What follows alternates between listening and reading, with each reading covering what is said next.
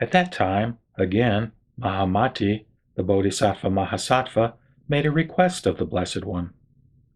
Tell me, Blessed One, how all things are empty, unborn, non-dual, and have no self-nature, so that I and other Bodhisattva Mahasattvas might be awakened in the teaching of emptiness, no birth, non-duality, and the absence of self-nature, and, quitting the discrimination of being and non-being, quickly realize the highest enlightenment.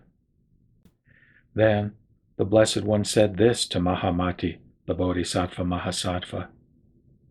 Now, Mahamati, listen well and reflect well upon what I tell you. Replied Mahamati, the Bodhisattva Mahasattva, I will indeed, Blessed One. The Blessed One said, Emptiness, emptiness, indeed. Mahamati, it is a term whose self-nature is false imagination. Because of one's attachment to false imagination, Mahamati, we have to talk of emptiness, no birth, non-duality, and absence of self-nature. In short, then, Mahamati, there are 7 kinds of emptiness. 1. The emptiness of individual marks. 2. The emptiness of self-nature. 3. The emptiness of no work. 4. The emptiness of work. 5. The emptiness of all things in the sense they are unpredictable. 6. The emptiness in its highest sense of ultimate reality, realizable only by noble wisdom. And 7. The emptiness of mutuality, which is the 7th. Mahamati, what then is the emptiness of individual marks? It is that all things have no such distinguishing marks of individuality and generality.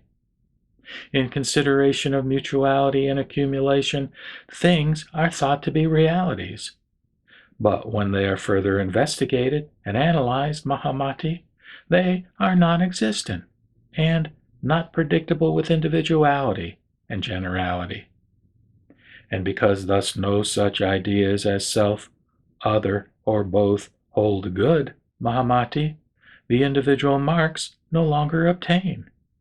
So it is said that all things are empty as to their self-marks. Again, Mahamati, what is meant by the emptiness of self-nature? Mahamati, it is that all things in their self-nature are unborn, hence the emptiness of self-nature, and it is therefore said that things are empty in their self-nature. Again, Mahamati, what is meant by the emptiness of no work? It is that the skandhas are nirvana itself, and there is no work doing in them from the beginning. And therefore, one speaks of the emptiness of no work. Again, Mahamati, what is meant by the emptiness of work? It is that the skandhas are devoid of an ego and its belongings, and go on functioning when there is a mutual conjunction of cause and action. Thus one speaks of the emptiness of work. Again, Mahamati, what is meant by the emptiness of all things in the sense that they are unpredictable? It is that the nature of the false imagination is not expressible, hence the emptiness of all things in the sense of their unpredictability. Thus one speaks of the emptiness of unpredictability. Again, Mahamati, what is meant by the emptiness in its highest sense of ultimate reality, realizable by noble wisdom? It is that in the attainment of an inner realization, by means of noble wisdom, there is no trace of habit energy generated by all the erroneous conceptions of beginningless past. Thus one speaks of the highest emptiness of ultimate reality, realizable by noble wisdom. Again, Mahamati, what is meant by the emptiness of mutual non-existence? It is this. When a thing is missing here, one speaks of it being empty there. For instance, Mahamati, in the lecture hall of the Mrigarama, there are no elephants, no bulls, no sheep, but as to the bhikshus, I can say that the hall is not devoid of them. It is empty only as far as they, that is, the animals, are concerned. Further, Mahamati, it is not that the lecture hall is devoid of its own characteristics, nor that the bhikshu is devoid of the bhikshuhood, nor that in some other places, too, elephants, bulls, and sheep are not to be found. Mahamati, here one sees all things in their aspect of individuality and generality, but from the point of view of mutuality, some things do not exist somewhere. Thus one speaks of the emptiness of mutual non-existence. These, Mahamati, are the 7 kinds of emptiness of which mutuality ranks the lowest of all and is to be put away by you. Again, Mahamati, not that things are not born, but that they are not born of themselves, except when seen in the state of samadhi, which is what is meant by, quote, all things are unborn. To have no self-nature is, according to the deeper sense, to be unborn, Mahamati. That all things are devoid of self-nature means that there is a constant and uninterrupted becoming, a momentary change from one state of existence to another. Seeing this, Mahamati, all things are destitute of self-nature. So one speaks of all things having no self-nature. Again, Mahamati, what is meant by non-duality? It means that light and shade, long and short, black and white are relative terms. All things are not two.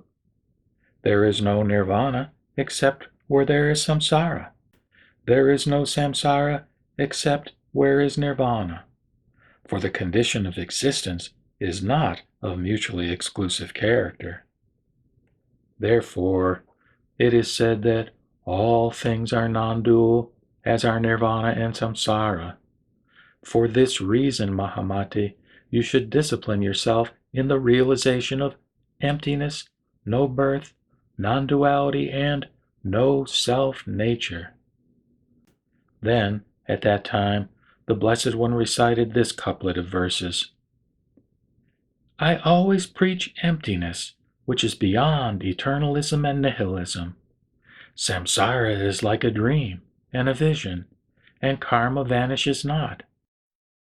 Space, nirvana, and the 2 forms of cessation, thus the ignorant discriminate the things which are not effect-producing, but the wise stand above being and non-being. At that time, the Blessed One said this to Mahamati the Bodhisattva Mahasattva. This teaching of emptiness, no birth, non-duality, and no self-nature is found in all the sutras of all the Buddhas, and this doctrine is recognized in every one of them.